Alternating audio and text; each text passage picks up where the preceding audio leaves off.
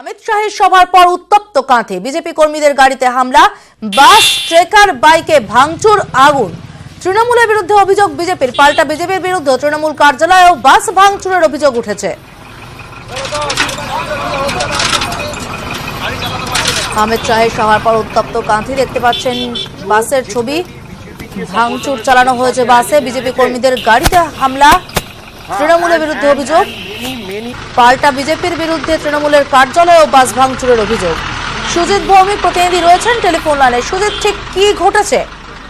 দেখো, সভা শেষের পরে কিন্তু দুপক্ষের মধ্যে এই যে সংঘর্ষ, পাল্টা সংঘর্ষ বলা যায় যে এই গাড়ি ভাঙচুর নিয়ে ঘটনার সূত্রপাত।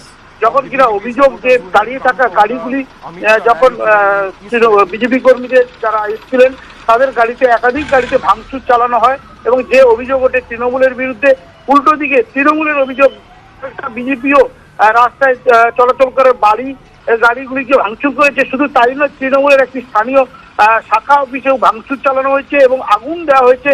একাধিক গাড়িতে ভাঙচুর, আগুন দেওয়ার ঘটনার পরই কিন্তু রীতিমতো বলা যায় যে উত্তপ্ত হয়ে উঠেছে গোটা কাঁথি এলাকা। যে ঘটনায় জের হিসেবে বিজেপি এবং তৃণমূল দুপক্ষই রাস্তায় নেমে যায় এবং রাস্তায় নেমে বাস চলাচল বন্ধ করে দেয়। তুমি জানো, দীঘা নন্দকুমার জাতীয় সড়ক, যেটা 116B, অত্যন্ত গুরুত্বপূর্ণ সড়ক, সেখানে প্রায় ঘন্টার পর ঘন্টা বাস চলাচল বন্ধ থাকে, কিছুক্ষণ আগে চালু হয়েছে। এবং এই যে ঘটনা, দুপক্ষই একে অপরের বিরুদ্ধে দোষারোপ করছে এবং একে অপরের বিরুদ্ধে আঙুল তুলছে। যে দুপক্ষেরই বক্তব্য, তাদের গাড়ি ভাঙচুরের পরে পার্টি অফিসে আগুন লাগানোর ঘটনার পরেই কিন্তু এই ঘটনা ঘটেছে। অর্থাৎ দুপক্ষই যে গতকাল থেকে এই সভাকে ঘিরে রীতিমতো বলা যায় যে আইনি জটের মধ্যে ছিল এবং আইনি জটের জেরে এই সভা আয়োজন করা নিয়ে যখন দেখা দিয়েছিল অনিশ্চয়তা, তারপর যখন সভা অনুষ্ঠিত হলো, সেই যে একটি যুদ্ধ, সেই যুদ্ধই কিন্তু বলা যায় যে সভা শেষের পরেও, সভা শুরু হওয়ার পর অনেক পরে অমিত শাহ আসেন। সেই যে তিনি সভা ভাষণ শেষ করার পর তিনি যখন চলে যান, তখনও পর্যন্ত কিন্তু ঘটনা কোনো রকম গন্ডগোলের খবর ছিলই না। শুধুমাত্র বিজেপির পক্ষ থেকে অভিযোগ জানানো হচ্ছিল সবাই আসার ক্ষেত্রে বাধা দেওয়া হচ্ছে এবং শাসক দলের বিরুদ্ধে আঙুল তুলছিলেন, কিন্তু সেগুলো ছিল মৌখিক এবং ছোটখাটো ঘটনা।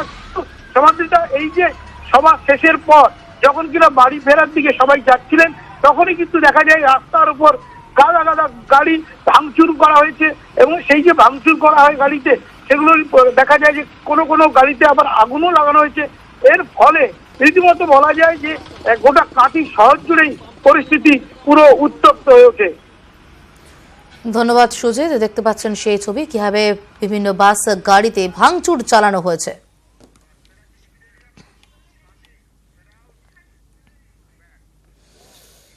লোকসভা ভোটে বাংলা থেকে এবার অন্তত 23টি আসনে জয়, এই স্বপ্ন পূরণে বিজেপির অস্ত্র মেরুকরণ। কাঁথির সভা থেকে আরও একবার বুঝিয়ে দিলেন অমিত শাহ, 19-এ দাঁড়িয়ে ডাক দিলেন 21-এ বাংলায় পরিবর্তনের। बंगाल के लिए चुनाव सोनार बांग्ला के निर्माण का चुनाव है, सोनार बांग्ला की कल्पना को सिद्ध करने का चुनाव। বাংলাদেশে ফের পরিবর্তনের ডাক নরেন্দ্র মোদীর প্রধান সেনাপতি অমিত শাহ। मई के अंत में लोकसभा का काउंटिंग होगा। सुबह 9 बजे काउंटिंग शुरू होगा, 10 बजे तक पहला राउंड, 11 बजे तक तीसरा राउंड, 12 बजे तक पांचवा राउंड, 1 बजे काउंटिंग खलास और 2 बजे ममता बनर्जी की सरकार समाप्त। 2019 में बंगाल में से लगभग 23 से ज्यादा सीटें जिताकर बंगाल में भी भाजपा सरकार बनाने की नींव डालनी। 2014 সালে দেশ জুড়ে ছিল মোদি ঝড়, কিন্তু বাংলায় বিজেপি জিতেছিল মাত্র 2টি আসন। সেই বাংলা থেকে এবার অন্তত 23টি আসনের স্বপ্ন দেখছে বিজেপি। মঙ্গলবার পূর্ব মেদিনীপুরের কাঁথি সভা থেকে সেই লক্ষ্যের কথা মনে করিয়ে দেন অমিত শাহ। এও বুঝিয়ে দেন পাখির চোখ 19-এর ফলে ভর করে 2021 সালের বিধানসভা ভোটে তৃণমূল সরকারকে উৎখাত করা। কাঁথির জনসভা থেকে সর্বভারতীয় সভাপতি অমিত শাহ যে 23টি আসন জেতার লক্ষ্য স্থির করে দিলেন, তার উদ্দেশ্য একটাই, যত বেশি সংখ্যক আসন্ন লোকসভা নির্বাচনে এই রাজ্য থেকে বিজেপির ঘরে তুলতে হবে, যাতে পরবর্তী বিধানসভায় নিশ্চিন্তে পৌঁছতে পারে বিজেপি এই রাজ্যে। তৃণমূলের বিরুদ্ধে সিন্ডিকেট চিটফান্ডের মতো ইস্যুতেও অমিত শাহ এদিন সরব হন।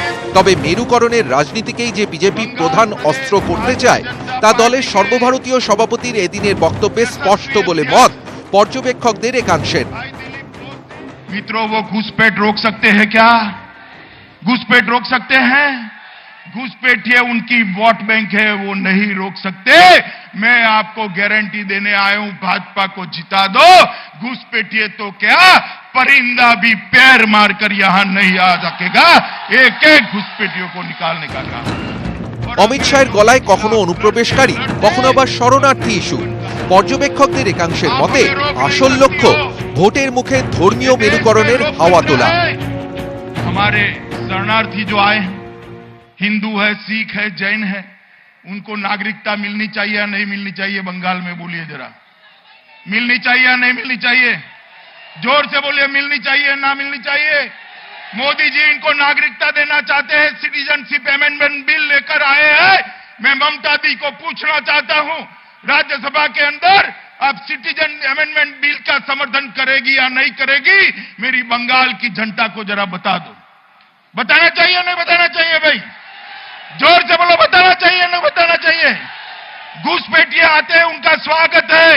ये रोहिंग्या चले आते हैं, उसका स्वागत है।